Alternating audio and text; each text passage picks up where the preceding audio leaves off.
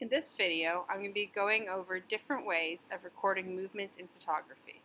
First off, we're going to be looking at recorded movement, which is often referred to as double exposure. In these photos, I used images of my son. I went into Snapseed, went down to double exposure. I then selected my second image that I wanted to use from my image bank on my phone, and the two images overlaid. Once they've overlaid, I'm able to resize the second image to make it fit more accurately with the original image, and then I can sort of line them up that way. I have the option on Snapseed of trying double exposure in different ways. You can see how that creates different effects, but you can further change those effects by using the tool that allows you to affect the saturation of the double exposure with the scroll bar. And that changes sort of what effect it looks like of my son going down the slide, and whether it looks a little bit ghosty or whether they look relatively the same.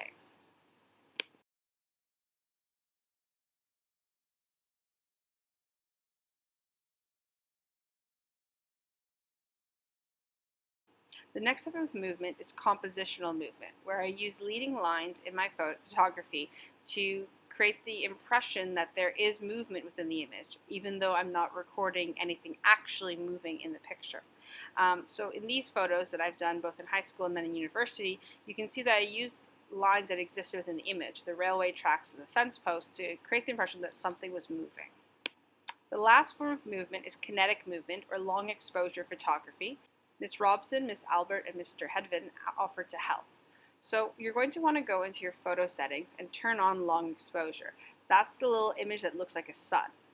Now in these pictures, what I'm going to do is I'm going to have one person move and the other two are going to stay still, so you can see how the long exposure is captured in a different way.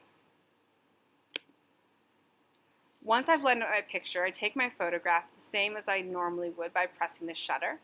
And you can see that Miss Albert has moved, and I'm trying to capture her movement in the photography, where Miss Robson and Mr. Hedvin stay still. As Miss Albert moves around, I take repeated photographs to try and capture her motion. After I've taken her photographs, I want to go in and I want to edit them and find the long exposure. You can see by scrolling down, I get options of the live image, a loop, or a bounce image. I want to select the last option, which says long exposure. Once the image processes in the editing settings on your phone, you'll see that the image becomes quite ghosty of Miss Albert in the corner, just as she's about to move. So let's try that with another picture.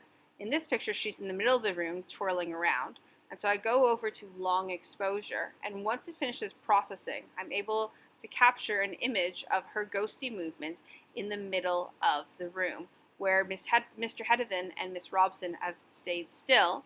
You can see the motion with just the one person.